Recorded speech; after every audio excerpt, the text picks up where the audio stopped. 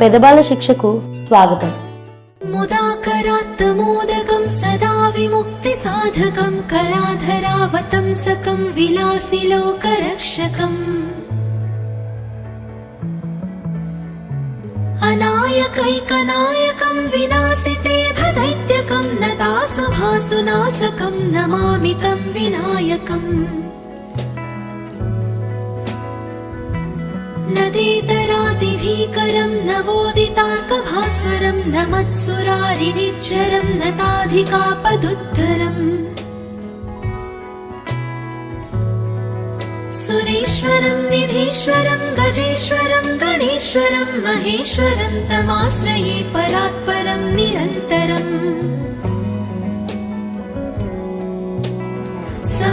సమస్తలోకశంకరం నిరస్తదైత్యకుంజరం దరేదరోదరం వరం వరే భవక్త్రమక్షరం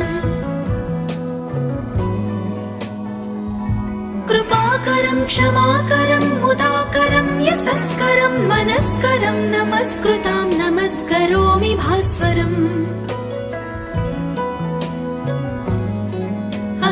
అకించనార్తిమార్జనం చిరంతనోక్తిభాజనం పురారి పూర్వనందనం సురారి గర్వచర్వణం ప్రపంచనాశభీషణం ధనంజయాదిభూషణం కపోలదానవారణం భజే పురాణవారణం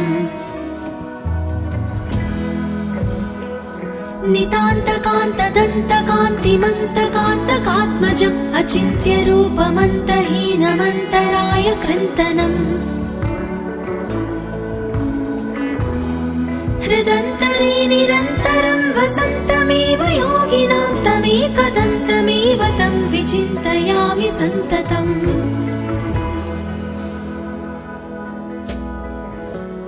महागणेश पञ्चरत्नमादरेण योऽन्वहं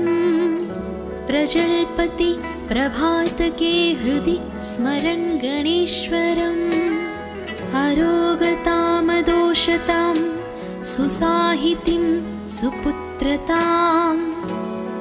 समाहितायुरष्टभूति मभ्युपैति सोच्चिरात् मुदाकरात्तमोदकं सदा विमुक्ति साधकं कलाधरावतंसकं विलासी लोकरक्षकम् अनायकैकनायकं विनाशिते भदैत्यकं नतासुभासुनाशकं नमामि तं विनायकम् नदेतरादिभीकरं नवोदितार्कभास्वरं नमत्सुरारिनिच्चरं नताधिकापदुद्धरम् सुरेश्वरं निधीश्वरं गजेश्वरं गणेश्वरं महेश्वरं तमाश्रये परात्परं निरन्तरम्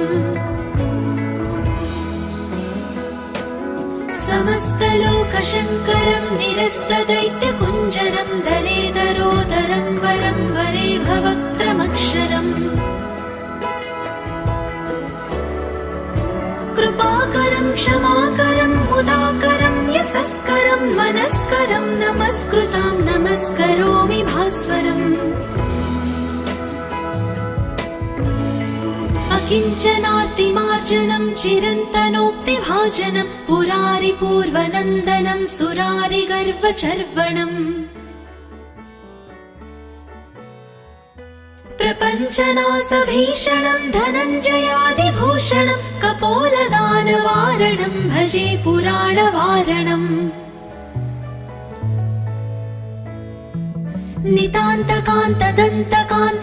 नितान्तकान्तदन्तकान्तिमन्तकान्तकात्मजम् अचिन्त्यरूपमन्तहीनमन्तराय कृन्तनम् हृदन्तरे निरन्तरं वसन्तमेव योगिनां तमेकदन्तमेव तं विचिन्तयामि सन्ततम्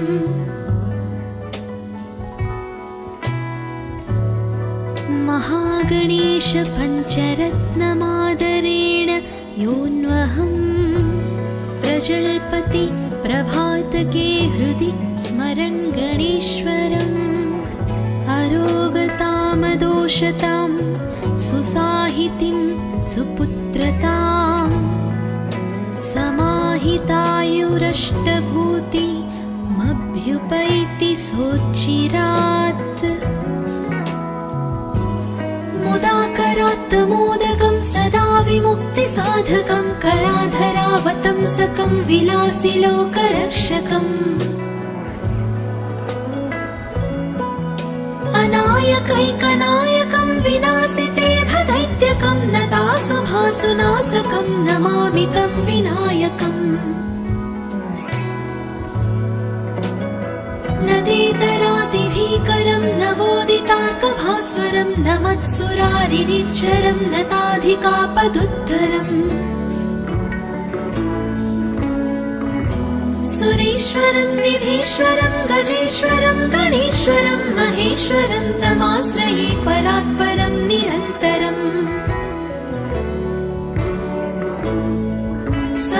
समस्तलोकशङ्करं निरस्तदैत्यकुञ्जरं दरेदरोदरं वरं वरे भवक्त्रमक्षरम् कृपाकरं क्षमाकरं मुदाकरं यशस्करं मनस्करं नमस्कृतां नमस्करोमि भास्वरम् अकिञ्चनार्तिमार्जनं चिरन्तनोक्तिभाजनं पुरारिपूर्वनन्दनं सुरारिगर्वचर्वणम् प्रपञ्चनाशभीषणं धनञ्जयादिभूषणं कपोलदानवारणं भजे पुराणवारणम्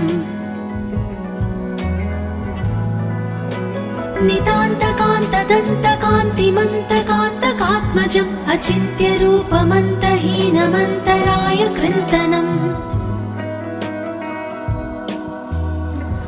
हृदन्तरे निरन्तरं वसन्तमेव योगिनां तमेकदन्तमेव तं विचिन्तयामि सन्ततम्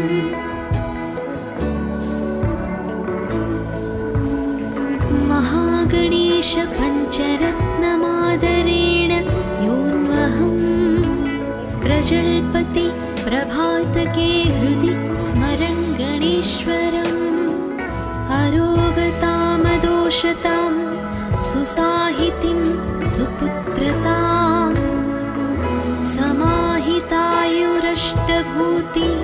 समाहितायुरष्टभूतिमभ्युपैति सोच्चिरात्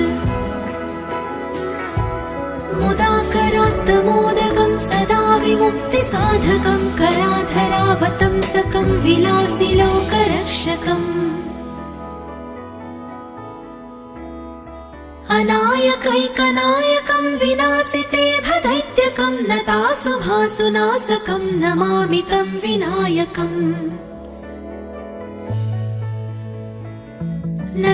नदेतरातिभीकरं नवोदितार्कभास्वरं नमत्सुरारिनिच्चरं नताधिकापदुद्धरम् सुरेश्वरं निधीश्वरं गजेश्वरं गणेश्वरं महेश्वरं तमाश्रये परात्परं निरन्तरम् समस्तलोकशङ्करं निरस्तदैत्यकुञ्जरं दरेदरोदरं वरं वरे भवक्त्रमक्षरम् कृपाकरं क्षमाकरं मुदाकरं यशस्करं मनस्करं नमस्कृतां नमस्करोमि भास्वरम् अकिञ्चनार्तिमार्जनं चिरन्तनोक्तिभाजनं पुरारिपूर्वनन्दनं सुरारिगर्वचर्वणम् प्रपञ्चनाशभीषणं धनञ्जयादिभूषणं कपोलदानवारणं भजे पुराणवारणम्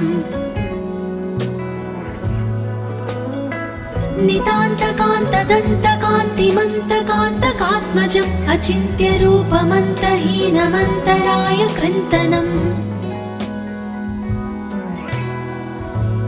हृदन्तरे निरन्तरं वसन्तमेव योगिनां तमेकदन्तमेव तं विचिन्तयामि सन्ततम्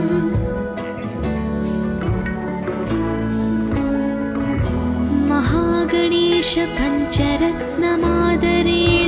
योऽन्वहम् प्रजल्पति प्रभातके हृदि स्मरन् गणेश्वरम् अरोगतामदोषतां सुसाहितिं सुपुत्रताम् समाहितायुरष्टभूतिमभ्युपैति सोच्चिरात् मुदाकरात् मोदकं सदा विमुक्तिसाधकं कलाधरावतंसकं विलासिलोकरक्षकम् अनायकैकनायकं विनाशिते भदैत्यकं नतासुभासुनाशकं नमामि तं विनायकम् नदेतरादिभीकरं नवोदितार्कभास्वरं नमत्सुरारिनिच्चरं नताधिकापदुद्धरम् सुरेश्वरं निधीश्वरं गजेश्वरं गणेश्वरं महेश्वरं तमाश्रये परात्परं निरन्तरम् समस्तलोकशङ्करं निरस्तदैत्यकुञ्जरं दरेदरोदरं वरं वरे भवक्त्रमक्षरम् कृपाकरं क्षमाकरं मुदाकरं यशस्करं मनस्करं नमस्कृतां नमस्करोमि भास्वरम् अकिञ्चनार्तिमार्जनं चिरन्तनोक्तिभाजनं पुरारिपूर्वनन्दनं सुरारिगर्वचर्वणम् प्रपञ्चनासभीषणं धनञ्जयादिभूषणं कपोलदानवारणं भजे पुराणवारणम्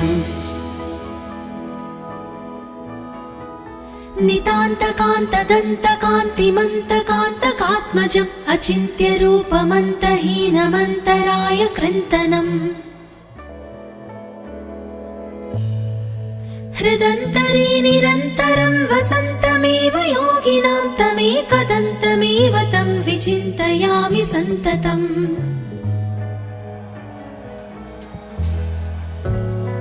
महागणेश पञ्चरत्नमादरेण योऽन्वहम्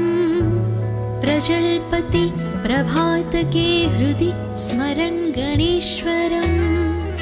अरोगतामदोषतां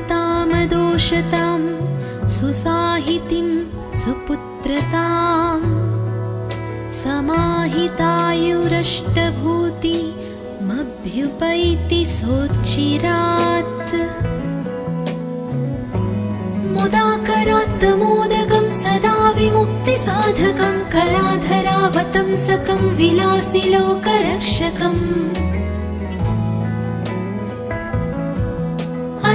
अनायकैकनायकं विनाशिते भदैत्यकं नतासुभासुनाशकं नमामि तं विनायकम् नदेतरादिभीकरं नवोदितार्कभास्वरं नमत्सुरारिनिच्चरं नताधिकापदुद्धरम् सुरेश्वरं निधीश्वरं गजेश्वरं गणेश्वरं महेश्वरं तमाश्रये परात्परं निरन्तरम् समस्तलोकशङ्करं निरस्तदैत्यकुञ्जरं दरेदरोदरं वरं वरे भवक्त्रमक्षरम् कृपाकरं क्षमाकरं मुदाकरं यशस्करं मनस्करं नमस्कृतां नमस्करोमि भास्वरम् अकिञ्चनार्तिमार्जनं चिरन्तनोक्तिभाजनं पुरारिपूर्वनन्दनं सुरारिगर्वचर्वणम् प्रपञ्चनासभीषणं धनञ्जयादिभूषणं कपोलदानवारणं भजे पुराणवारणम्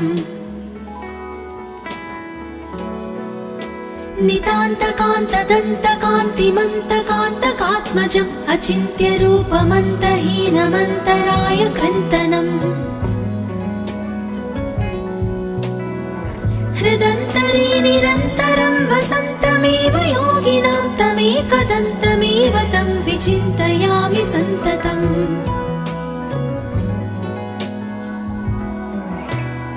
महागणेश पञ्चरत्नमादरेण योऽन्वहम् प्रजल्पति प्रभातके हृदि स्मरन् गणेश्वरम्। अरोगतामदोषतां सुसाहितिं सुपुत्रताम् समाहितायुरष्टभूतिमभ्युपैति सोच्चिरात्।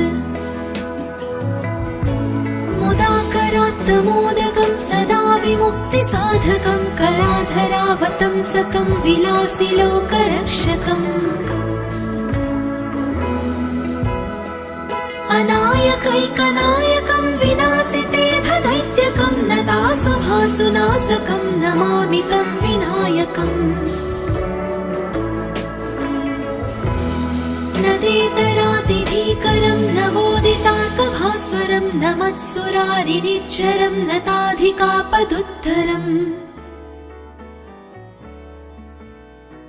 सुरेश्वरं निधीश्वरं गजेश्वरं गणेश्वरं महेश्वरं तमाश्रये परात्परं निरन्तरम्।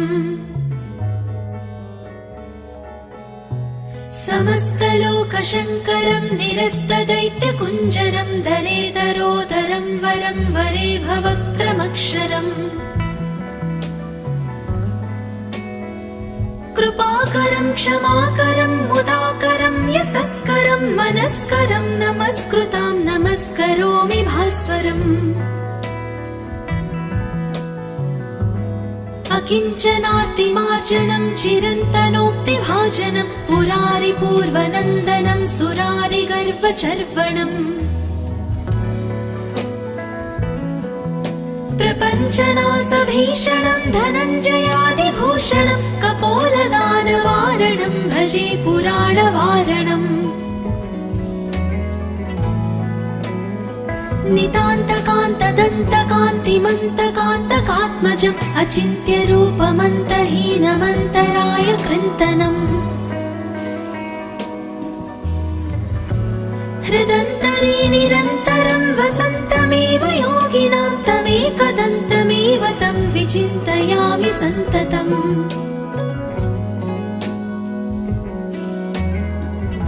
महागणेश पञ्चरत्नमादरेण योऽन्वहम् प्रजल्पति प्रभातके हृदि स्मरन् गणेश्वरम्। अरोगतामदोषतां सुसाहितिं सुपुत्रताम् समाहितायुरष्टभूतिमभ्युपैति सोच्चिरात्। मुदाकरात्तमोदकं सदा विमुक्तिसाधकं कलाधरावतंसकं विलासिलोकरक्षकम्। अनायकैकनायकं विनाशिते भदैत्यकं नतासुभासुनाशकं नमामि तं विनायकम्। नदेतरातिभीकरं नवोदितार्कभास्वरं नमत्सुरारिनिच्चरं नताधिकापदुद्धरम्। सुरेश्वरं निधीश्वरं गजेश्वरं गणेश्वरं महेश्वरं तमाश्रये परात्परं निरन्तरम्। समस्तलोकशङ्करं निरस्तदैत्यकुञ्जरं दलेदरोदरं वरं वरे भवक्त्रमक्षरम्। कृपाकरं क्षमाकरं मुदाकरं यशस्करं मनस्करं नमस्कृतां नमस्करोमि भास्वरम्। अकिञ्चनार्तिमार्जनं चिरन्तनोक्तिभाजनं पुरारिपूर्वनन्दनं सुरारिगर्वचर्वणम्। प्रपञ्चनाशभीषणं धनञ्जयादिभूषणं कपोलदानवारणं भजे पुराणवारणम्। नितान्तकान्तदन्तकान्तिमन्तकान्तकात्मजम् अचिन्त्यरूपमन्तहीनमन्तराय कृन्तनम् हृदन्तरे निरन्तरं वसन्तमेव योगिनां तमेकदन्तमेव तं विचिन्तयामि सन्ततम्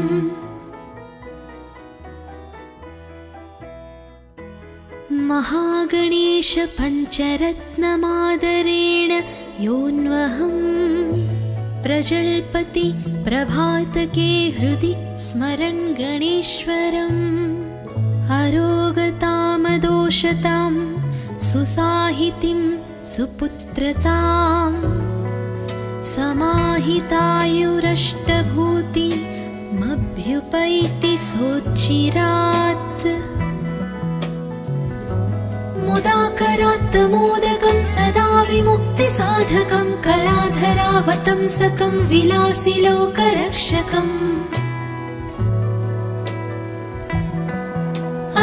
अनायकैकनायकं विनाशिते भदैत्यकं नतासुभासुनाशकं नमामि तं विनायकम् नदेतरादिभीकरं नवोदितार्कभास्वरं नमत्सुरारिनिच्चरं नताधिकापदुद्धरम् सुरेश्वरं निधीश्वरं गजेश्वरं गणेश्वरं महेश्वरं तमाश्रये परात्परं निरन्तरम् समस्तलोकशङ्करं निरस्तदैत्यकुञ्जरं दरेदरोदरं वरं वरे भवक्त्रमक्षरम् कृपाकरं क्षमाकरं मुदाकरं यशस्करं मनस्करं नमस्कृतां नमस्करोमि भास्वरम् अकिञ्चनार्तिमार्जनं चिरन्तनोक्तिभाजनं पुरारिपूर्वनन्दनं सुरारिगर्वचर्वणम् प्रपञ्चनाशभीषणं धनञ्जयादिभूषणं कपोलदानवारणं भजे पुराणवारणम्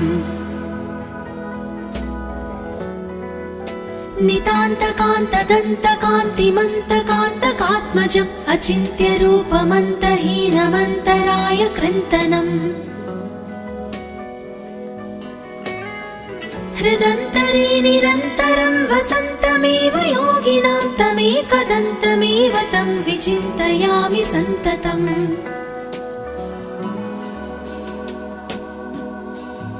महागणेश पञ्चरत्नमादरेण योऽन्वहम् प्रजल्पति प्रभातके हृदि स्मरन् गणेश्वरम्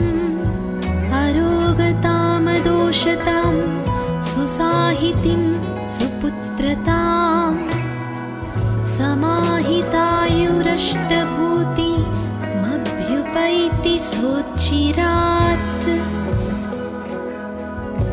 मुदाकरात् मोदकं सदा विमुक्तिसाधकं कलाधरावतंसकं विलासिलोकरक्षकम्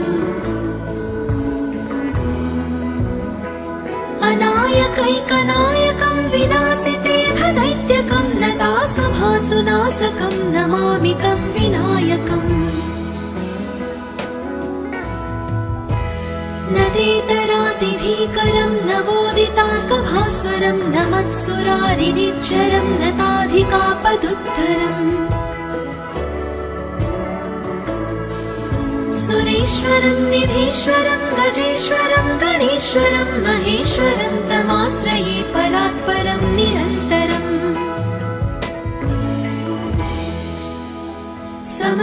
समस्तलोकशङ्करं निरस्तदैत्यकुञ्जरं दरेदरोदरं वरं वरे भवक्त्रमक्षरम्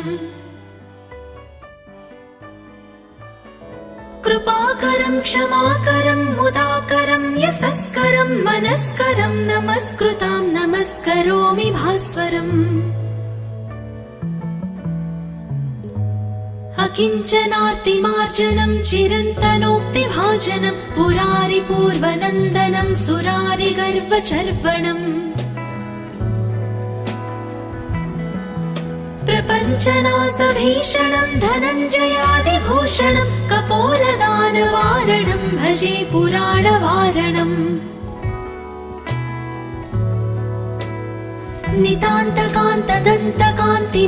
नितान्तकान्तदन्तकान्तिमन्तकान्तकात्मजम् अचिन्त्यरूपमन्तहीनमन्तराय कृन्तनम्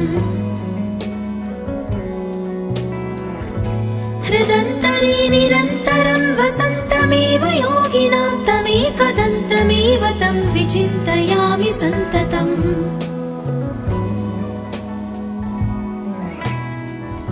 महागणेश पञ्चरत्नमादरेण योऽन्वहं प्रजल्पति प्रभातके हृदि स्मरन् गणेश्वरम् अरोगतामदोषतां सुसाहितिं सुपुत्रतां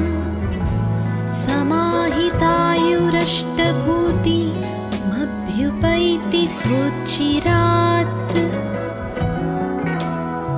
मुदाकरात् मोदकं सदा विमुक्तिसाधकं कलाधरावतंसकं विलासिलोकरक्षकम्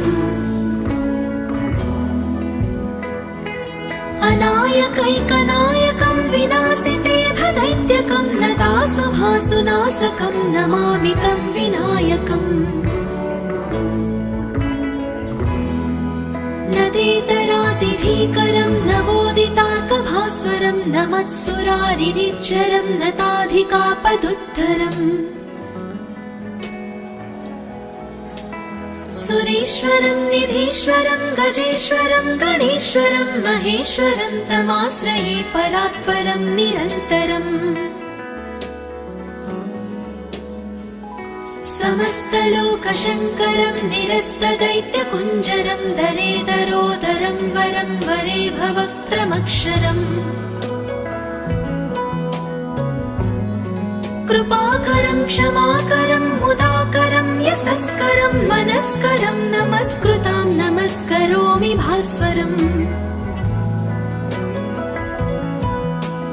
अकिञ्चनातिमार्जनं चिरन्तनोक्तिभाजनं पुरारिपूर्वनन्दनं सुरारिगर्वचर्वणम् प्रपञ्चनासभीषणं धनञ्जयादिभूषणं कपोलदानवारणं भजे पुराणवारणम्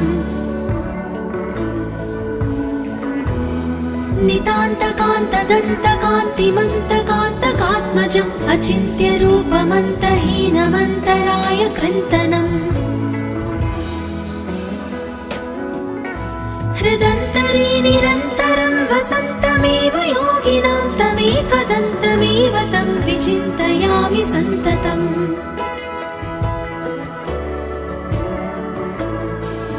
महागणेश पञ्चरत्नमादरेण योऽन्वहं प्रजल्पति प्रभातके हृदि स्मरन् गणेश्वरम् अरोगतामदोषतां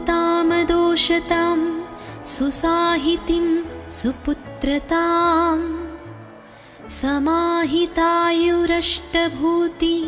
समाहितायुरष्टभूतिमभ्युपैति सोच्चिरात् मुदाकरात् मोदकं सदा विमुक्तिसाधकं कलाधरावतंसकं विलासिलोकरक्षकम् अनायकैकनायकं विनाशिते भदैत्यकं नतासुभासुनाशकं नमामि तं विनायकम् नदेतरातिभीकरं नवोदितार्कभास्वरं नमत्सुरारिनिच्चरं नताधिकापदुद्धरम् सुरेश्वरं निधीश्वरं गजेश्वरं गणेश्वरं महेश्वरं तमाश्रये परात्परं निरन्तरम्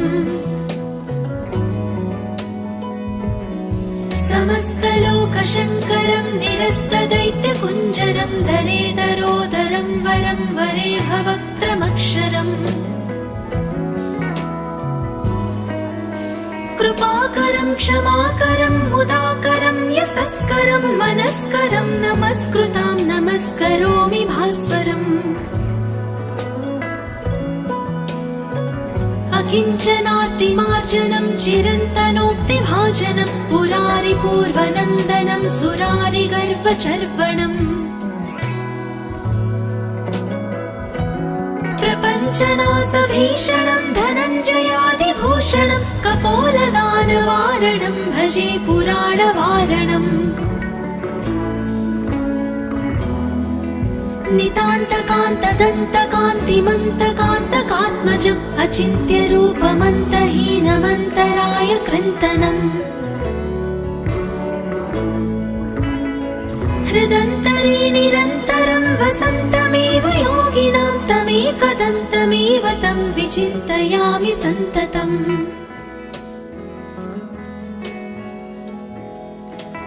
महागणेश पञ्चरत्नमादरेण योऽन्वहं प्रजल्पति प्रभातके हृदि स्मरन् गणेश्वरम् अरोगतामदोषतां सुसाहितिं सुपुत्रतां समाहितायुरष्टभूतिमभ्युपैति सोच्चिरा